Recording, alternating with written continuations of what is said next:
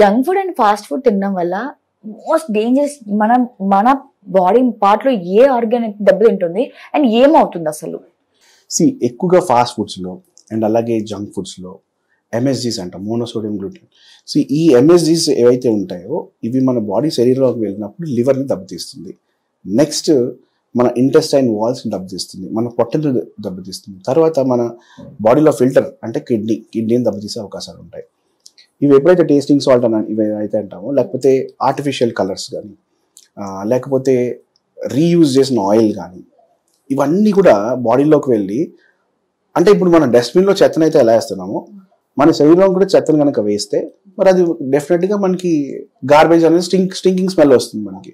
So అలాగే మన బాడీలో స్టింకింగ్ స్మెల్ రాదు కాబట్టి డిఫరెంట్గా మన బాడీ బిహేవ్ చేస్తుంది. అది అల్సర్ కింద తయారవటము, లేకపోతే గ్యాస్ట్రిక్ ఇష్యూస్ రావడము, అసిడిటీ ఇష్యూస్ రావడము, లేకపోతే ఇంకా ఊబకాయాన్ని క్రియేట్ చేయడము, హెవీ ఫ్యాట్ని డిపాజిట్ చేయడము, లేకపోతే కనుక అది హైపర్ టెన్షన్కి లీడ్ చేయడం. ఎందుకంటే బయట ప్రాసెస్ ఫుడ్స్ అంటాం, ఈ ప్రాసెస్ ఫుడ్స్లో సోడియం అనేది చాలా ఎక్కువ ఉంటుంది. ఫర్ ఎగ్జాంపుల్, ఎందుకు మనం ఒక థియేటర్కి వెళ్తే మనం తీసుకుని కొనుక్కునే పాప్కార్న్ లో సాల్ట్ అనేది చాలా అధికంగా ఉంటుంది. ఒక 3-4 రోజులు సరిపడే సాల్ట్ ఆ ఒక్క పూట మనం ఒక్క టైంలో తినేస్తాం విత్ బటర్ యాడెడ్.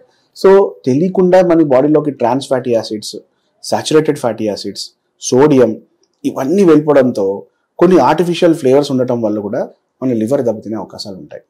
సో ఒక్క పాప్కార్న్ అనే కాదు, డిఫరెంట్ మనం అనుకుంటున్న బర్గర్స్ కానీ, పిజ్జాస్ కానీ, ఇవాళ యూజ్ చేసే ఇంగ్రీడియంట్స్ ఎంత బాగున్నా కూడా టైం టు కుక్ అంటాం. అంటే ఒక పదార్థాన్ని మనం ఇంతసేపు కన్నా ఎక్కువ కుక్ చేసినప్పుడు, అది వెజిటేబుల్ అవ్వచ్చు, మన ఇంట్లో రోజు కుక్ చేసుకునే వెజిటేబుల్ అవ్వచ్చు, లేదంటే నాన్ వెజ్ అవ్వచ్చు, లేదంటే బయట తినే పిజ్జా బర్గర్స్ అవ్వచ్చు, ఏమన్నా కూడా ఒక మోతాదు కన్నా ఎక్కువగా ఫ్రై చేసినప్పుడు కానీ, ఎక్కువగా కుక్ చేసినప్పుడు కానీ దాంట్లో క్యాన్సర్ కాజింగ్ ఏజెంట్స్ అనేవి ప్రొడ్యూస్ అవుతుంటాయి.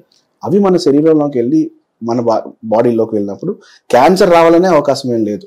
క్యాన్సర్ కాకుండా చిన్న ఇంటెస్టైనల్ ఇష్యూస్ కానీ, లేకపోతే గ్యాస్ట్రో ఇంటెస్టైనల్ ఇష్యూస్ అంటాం, అంటే గ్యాస్ట్రిక్ ఇష్యూస్, లేకపోతే ఐబిఎస్ అంటాం, అంటే ఇరిటబుల్ బౌల్ సిండ్రోమ్, ఇలాంటివి రావటం కానీ, లేకపోతే కనుక కాన్స్టిపేషన్ క్రియేట్ అవటం కానీ, పైల్స్ కానీ, హిమరాయిడ్స్ కానీ, ఇవన్నీ డిఫరెంట్ లెవెల్స్లో ఒక్కొక్కరికి ఒక్కొక్క విధంగా ఎఫెక్ట్ చేస్తున్నాయి.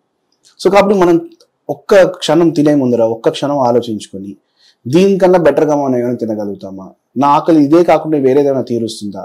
సో ఆకలి వేసినప్పుడల్లా సాలిడ్ ఫుడ్డే కాదు, లిక్విడ్ ఫుడ్ తిన్నా కూడా నా ఆకలి నేను తీర్చుకోవచ్చు అని ఒక చిన్న మన మైండ్ ప్రిపేర్ చేసుకోవాలి.